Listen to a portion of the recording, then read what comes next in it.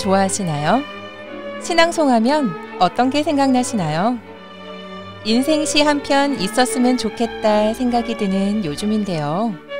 여기 이 시로 더 구체적으로 말하자면 시 낭송이 인생의 큰 터닝 포인트가 된 분이 계십니다. 안녕하세요.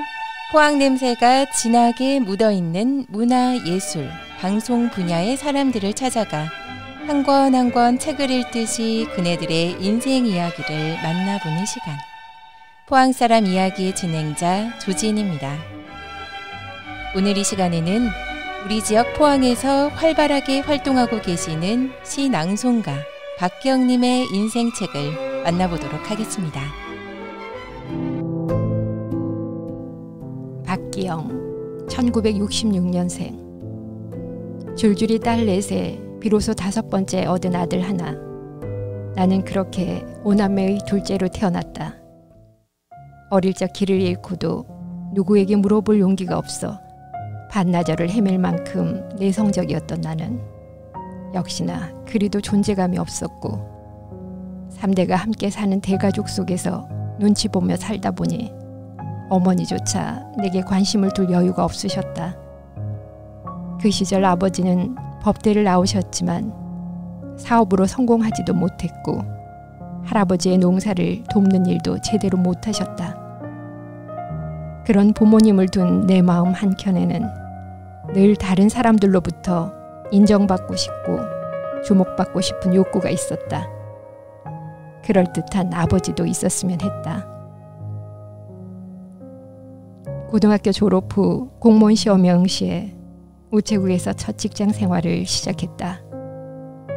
울산이라는 지방에서 벗어나 더 큰 뜻을 펼치고 싶어 1994년 서울에서 열리는 제21차 UPU 총회 준비 사무국에 지원했다. 당시 만국 우편연합 총회 준비를 위해 일했던 3년의 기간이 내 인생의 황금기였다. 그러던 중 결혼을 했고 남편의 직장에 있는 포항으로 내려와야 했지만 무언가를 성취하며 공직자로 성공하고 싶었기에 서울에서 내려와야 하는 아쉬움이 무척 컸다. 지가 무슨 국장이라도 되나? 본부에서 오면 다 가? 밥맛이다. 포항에서의 직장 생활은 생각지도 못한 동료들의 텃세가 기다리고 있었고 집에서 거리가 먼 외지 발령 등으로 힘들었다. 나는 이제 더 이상 애들 못 봐준대. 서운하게 생각하지 말고 너희 자식이니 너희가 알아서 해라. 연고도 없는 포항에서 맞벌이를 하며 두 아이를 키우는데 시댁에서마저 그렇게 말씀하시니 서운했다. 어쩔 수 없어 1년을 쉬었지만 그 육아휴직조차 선례가 없었던 탓에 내가 무슨 특혜라도 받은 양 눈밖에 나기도 했다. 큰아이는 그렇게 시댁에서 친정으로 언니 집으로 그러다 결국 남에게 맡겨지는 상황이 이어졌다. 둘째 아이 역시 이웃의 손을 빌려 키울 수밖에 없었다. 일하고 집에 돌아오면 저녁 8시, 자고 일어나면 아침 일찍 또 출근, 또 주말에는 당직 등으로 녹록치 않은 생활의 연속이었다. 나의 성취는 오로지 나의 몫이었기에 외로웠던 것도 사실이다. 세상에 나 혼자 있는 것 같은 외로움. 내 편도 없고 나를 지지해주는 사람도 없고 외로움 참 많이도 느꼈다. 승진에 대한 욕심으로 그때 당시 고등학교 2학년과 초등학교 5학년인 아이들을 두고 가산점을 주는 울릉도에 가겠다고 했을 때 남편은 나를 이기적인 사람이라고 몰아붙였다. 뭐? 울릉도? 애들은 어떡하고? 너는 너 생각밖에 안 해? 난 도저히 이해가 안 된다. 결국 두 아이를 하나씩 맡아 이상가족이 되면서까지 가산점을 받기 위해 나는 울릉도행 짐을 쌌다. 우체국 여성 공무원으로서는 지금까지도 전례가 없을 정도였다.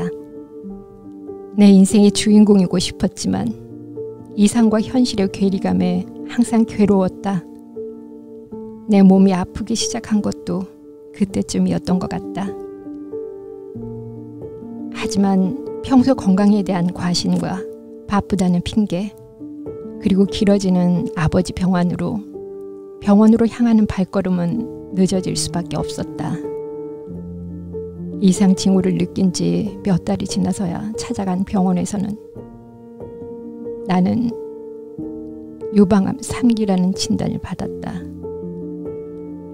6개월간 선항암 치료를 받는 중에도 나는 직장의 끈을 놓지 않았다. 휴가를 다 소진하며 병원을 다니고 빠져나가는 머리카락을 다 밀고 가발을 쓰면서도 아픈 티를 내는 건 자존심이 허락하지 않았다.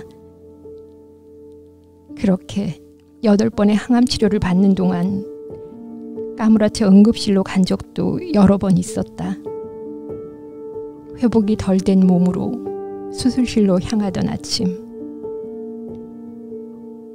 다시는 못 볼지도 모른다는 절박감에 그동안 인색했던 말, 사랑한다는 네 글자를 두 아들에게 급하게 문자로 보냈다. 물조차 삼키기 힘들었던 기간에는 차라리 죽고만 싶었다. 그 후 이어진 방사선 치료와 표적 항암 치료로 지쳐가는 중에도 내가 아닌 우리 가족 중 누군가 이 아픔을 견뎌야 한다면 나 또한 얼마나 힘들었을까 생각하며 이 또한 지나가리라 하는 구절을 되뇌이며 견디고 또 견뎠다. 심신이 피폐해지고 쇠약해져 취직 결정을 내리는 것이 사직서를 내는 것만큼 깊은 고민을 하게 했다. 미쳤다는 말을 들을 정도로 나는 내 일에 대한 집착과 욕심이 강했기 때문이었다. 직장을 쉬고서야 지나온 내 삶을 돌아보며 내려놓음과 비움에 대해서 생각해보게 되었다. 전국의 사찰을 돌며 108배로 건강을 간절히 소망했고 정신없이 앞만 보며 달릴 때는 보지 못했던 사소한 것들과 진정한 행복의 의미를 되새겨 보았다. 그러면서도 한편으로는 그동안 쌓아온 공든탑이 무너질까 불안했고 휴직이 경력의 단절로 이어질까 걱정스러웠다.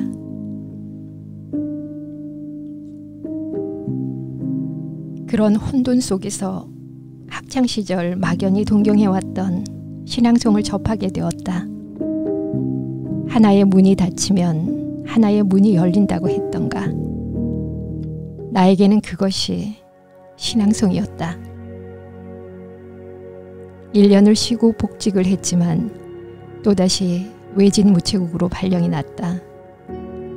지금까지 내가 추구해왔던 삶의 기준이 와르르 무너지고 나의 가치가 바닥으로 떨어졌다고 느꼈다. 몸 상태도 더 이상 지탱하기가 힘들었다. 그렇게 29년의 공무원 생활을 그만두었다. 지금 돌이켜보면 위계적인 조직 생활은 나에게 맞지 않는 옷이었던 것 같다. 내가 하기 싫은 것도 해야 했고 또 그런 부분들을 맞추어 가다 보니 내가 내 인생의 주인공이길 원했으면서도 늘 허전했던 이유를 이제는 알 것 같다. 하지만 한 가지를 하더라도 열심히 하는 성격 탓에 늘 목표를 가지고 발전하기 위해 노력한 시간들이었음은 틀림없다. 시를 소리내어 읽으면서 힘들었던 시간들이 스스로 치유됨을 느꼈다. 아무도 내게 말을 걸어주지 않았을 때 시는 나에게 말을 걸어주었다. 이제 나는 신앙송의 끈을 놓치지 않으려 한다. 암은 나를 죽을 만큼 힘들게도 했지만 나를 다시 살게 한 신앙송으로 이끌어준 징검돌이기도 했다. 이제는 누구에게 인정받으려고 발버둥 치지 않고 오로지 나 스스로 만족하며 살아가고자 한다. 사람들에게 삶의 위로가 되는 따뜻한 시 한 구절을 전하고 마음속에 시 하나 싹터 지구 한 모퉁이가 밝아지는 보람으로 그렇게 소박하게 살아가련다. 덤으로 사는 삶, 선물 같은 현재에 충실하며 살아가고자 한다. 나에게 이 세상 하루하루가 선물입니다. 아침에 일어나 만나는 밝은 햇빛이며 새소리, 맑은 바람이 우선 선물입니다. 문득 푸르른 산 하나 마주했다면 그것도 선물이고, 서럽게 뱀꼬리를 흔들며 사라지는 강물을 보았다면 그 또한 선물입니다. 한낮의 햇살 받아 손바닥 뒤집는 잎사귀 넓은 키 큰 나무들도 선물이고, 길 가다 발밑에 깔린 이름 없어 가여운 풀꽃들 하나하나도 선물입니다. 무엇보다도 먼저 이 지구가 나에게 가장 큰 선물이고, 지구에 와서 만난 당신이 우선적으로 가장 좋으신 선물입니다. 저녁 하늘에 붉은 노을이 번진다 해도 부디 마음 아파하거나 너무 섭하게 생각지 마셔요. 나도 또한 이제는 당신에게 좋은 선물이었으면 합니다. 오늘 포항사람 이야기의 주인공인 시낭송가 박경님의 인생책을 목소리로 만나봤습니다. 특별히 나태주 시인의 시 선물 낭송도 함께 들려주셨는데요. 박경님 어서 오세요. 반갑습니다. 네, 안녕하세요. 반갑습니다. 네, 박경님의 인생책. 제가 듣기에는 마치 시 낭송 이전과 이후로 나눌 수 있는 것 같은데요. 공감하시나요? 네, 그런 부분이 없잖아 있죠. 네네. 운명처럼 시 낭송을 만나 인생 2막을 열었고, 남은 생 또한 시 낭송을 하면서 좀 더 의미 있게 살아갈 수 있을 것 같습니다. 네, 인생책을 들려주시면서 투병 기간 때 감정이 울컥하셨던 것 같아요. 네, 네. 현재 건강 상태는 괜찮으신가요? 네, 정기 검진을 계속 하고 있는 상태지만 네. 현재는 좋고요. 앞으로도 계속 관리는 해야겠죠. 아, 네, 정말 다행입니다. 저희가 이야기에 앞서서 조금 기초적인 질문일 수도 있는데요. 이 낭송이라는 게 사전적인 의미로는 소리내어 글을 읽거나 외는 것이라고 나오거든요. 박경님이 생각하시기에 시 낭송은 한마디로 뭐라고 할 수 있을까요? 한마디로 정의 내리기에는 조금 어려운데요. 네. 내면에서 나오는 마음의 소리를 나의 목소리를 통해서 세상 밖으로 전달하는 것, 나와 세상과 사람들과의 소통이랄까. 아, 네. 전달과 소통. 네, 중요한 의미를 담고 있네요. 지금 우리 지역 포항에서는 주로 어떤 활동을 하고 계신지 궁금합니다. 네, 평생학습센터, 장애인복지관, 문화센터, 학교 등에서 다양한 장소에서 시낭송 수업을 하고 있고요. 시낭송 단체인 소리나눔 대표로 있으면서 문화 소외계층을 위한 찾아가는 소리나눔 콘서트를 진행하고 있습니다. 네. 그리고 시낭송가로서 여러 문화 공연에도 참여하고 있습니다. 아, 네. 시낭송 한 가지로 할 수 있는 활동이 굉장히 많은 것 같아요. 네, 그만큼 우리 지역 포항에서 활동 범위가 넓으신데요. 그중에서 가장 의미를 두고 있는 활동이 있다면요? 소리를 매개로 시민과 문화 소외계층에게 나눔을 하고 있는 찾아가는 소리 나눔 콘서트인데요. 네. 회원들과 의논해서 대상처를 선정한 다음 분기별로 시행하고 있습니다. 특히 올해는 경북문화재단에 찾아가는 문화활동으로 선정되어서 공연의 질을 조금 올릴 수 있을 것 같습니다. 네, 좋은 소식이네요. 평소에도 박경님께서는 많은 시들을 접하실 것 같은데요. 요즘에 혹시 빠져있는 시나 시인이 있으실까요? 얼마 전 미스터 트롯에서 임영웅이란 가수가 어느 노부부의 사랑 이야기를 불러서 원곡을 부른 가수보다 더 히트시켰죠. 네. 요즘 저도 사랑을 노래한 시에 관심이 많아졌는데요. 네. 나이가 들면서 점점 더 익어가는 사랑을 노래한 황정순 시인의 나 늙으면 당신과 살아보고 싶어라는 시에 빠져 있습니다. 아, 나 늙으면 당신과 살아보고 싶어. 아, 제목에서 이미 어떤 뜻을 가지고 있는지 알 수 있을 것 같은데요. 그 시에서 특히 어떤 부분이 와닿는지. 네, 좀 긴 시이긴 한데 네. 사랑하기에도 벅찬 그때 나 왜 그렇게 어리석었을까라는 구절이 마음에 와닿더라고요. 아, 네. 그러시구나. 언제 기회가 되면 전체 시를 한번 읽어보고 싶습니다. 이제까지 굉장히 많은 대회에 참가하시면서 하나도 획득하기 힘든 시 낭송가 인증서를 5개나 갖고 계신다고 들었는데요. 6개인가요? 하나 더 늘으셨군요. 네. 이제까지 대회 중에서 기억에 남는 대회나 에피소드가 있으면 들려주시면 좋을 것 같아요.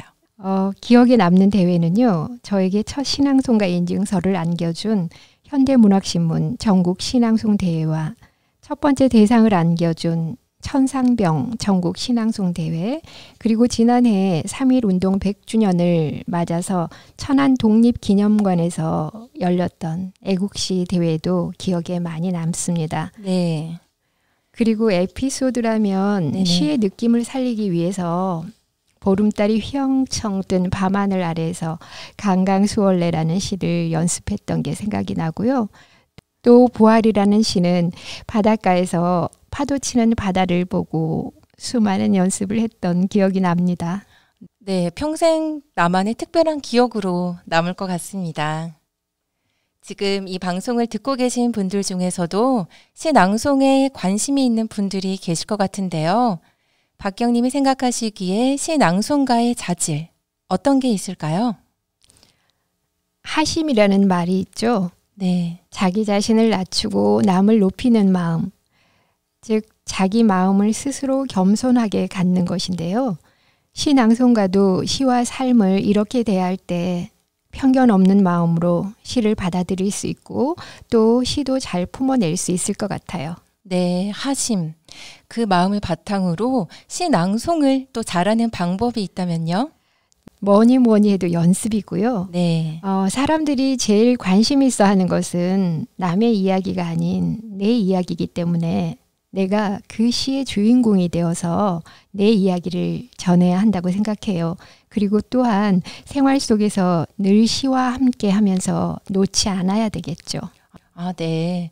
혹시 시에 대해서 잘 모르는 사람들도 낭송을 쉽게 시작할 수 있을까요? 그럼요. 누구나 노래를 즐기듯 시도 즐길 수가 있고요. 노래는 정해진 악보가 있지만 시는 시보가 정해져 있지 않고 스스로 만들어 낭송할 수 있기 때문에 훨씬 더 창의적이라고 할 수 있겠죠. 아, 네. 정말 공감이 가는 것 같아요. 시 낭송가를 꿈꾸는 사람들에게 해주고 싶은 말씀이 있을까요? 좀 전에도 말씀드렸듯이 시 낭송가의 여러 가지 자질 중에서 하심의 자세가 필요하다고 생각하고요. 많은 시를 접하고 낭송해 보아야 하고 시를 꾸미기보다 시 자체가 되어 즐겨야 합니다. 그리고 삼위일체를 이루는 시낭송, 즉 시를 쓴 화자와 낭송하는 나, 그리고 듣고 있는 청중이 하나가 되는 낭송이 되기 위해 노력해야 할 것 같아요. 네, 그리고 궁금한 거는 박경님이 생각하시는 올해 목표, 그리고 인생의 목표는 어떤 게 있을까요? 올해의 목표라면 찾아가는 문화활동을 성공적으로 마무리해서 소리 나눔의 정체성을 좀 더 다지는 것과 그리고 포항을 소재로 한 시 낭송 공연을 해보는 것입니다. 그리고 인생의 목표라면 너무 거창하게 들리긴 한데요. 시 낭송을 하면서 어제보다는 나은 오늘의 내가 되는 것이라고 말씀드리고 싶어요. 그리고 시 낭송을 통해서 한 사람이라도 더 풍요로운 삶으로 안내할 수 있었으면 하는 것입니다.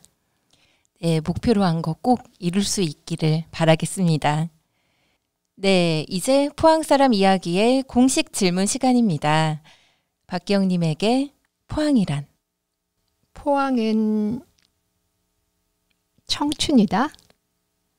네. 아프니까 청춘이다라는 책도 있듯이 포항에서의 삶은 시작부터 아픔이 있었고 또 저의 성취를 위해서 많이 외로웠던 것 같아요. 그렇지만 그 아픔이 인생의 밑거름이 되었듯이 제게도 지금까지의 포항에서의 삶이 앞으로의 인생을 보다 의미 있게 만들어줄 것이라고 믿습니다. 네. 마지막도 특별히 시 낭송으로 마무리하도록 할게요. 윤동주 시인의 별 해는 밤 준비해 주셨는데요. 여기에는 특별한 배경음악이 함께한다고 들었어요. 어떤 내용인가요?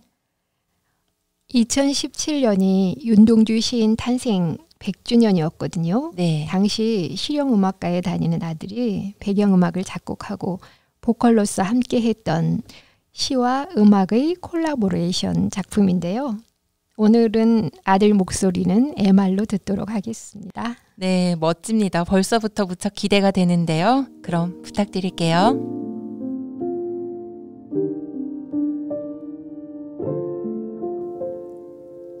계절이 지나가는 하늘에는 가을로 가득 차 있습니다. 나는 아무 걱정도 없이 가을 속의 별들을 다 헤일 듯 합니다. 가슴 속에 하나, 둘 새겨지는 별을 이제 다 못 해는 것은 쉬 아침이 오는 까닭이요. 내일 밤이 남은 까닭이요. 아직 나의 청춘이 다하지 않은 까닭입니다. 별 하나의 추억과 별 하나의 사랑과 별 하나의 쓸쓸함과 별 하나의 동경과 별 하나의 시와 별 하나의 어머니. 어머님, 나는 별 하나의 아름다운 말 한마디씩 불러봅니다. 소학교 때 책상을 같이 했던 아이들의 이름과 폐, 경, 옥 이런 이국 소녀들의 이름과 벌써 애기 어머니 된 계집애들의 이름과 가난한 이웃 사람들의 이름과 비둘기, 강아지, 토끼, 노새, 노루, 프랑시스 잠 라이너 마리아 릴케 이런 시인의 이름을 불러봅니다. 이네들은 너무나 멀리 있습니다. 별이 아슬이 멀듯이.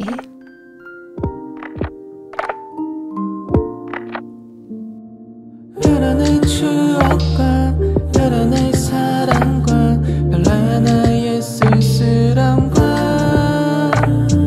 별 하나의 동경과 별 하나의 시와 별 하나의 어머니. 어머니, 당신은 멀리 북한도에 계십니다. 난 무엇인지 그리워 이름 써보고 흙으로 덮었습니다.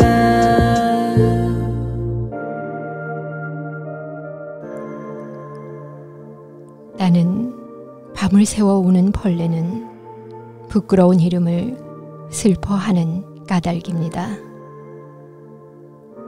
그러나 겨울이 지나고 나의 별에도 봄이 오면 무덤 위에 파란 잔디가 피어나듯이 내 이름자 묻힌 언덕 위에도 자랑처럼 풀이 무성할 거외다. 별하나의 추억과 별하나의 사랑과 별하나의 쓸쓸함과 별하나의 동경과 별하나의 시와 별하나의 어머니.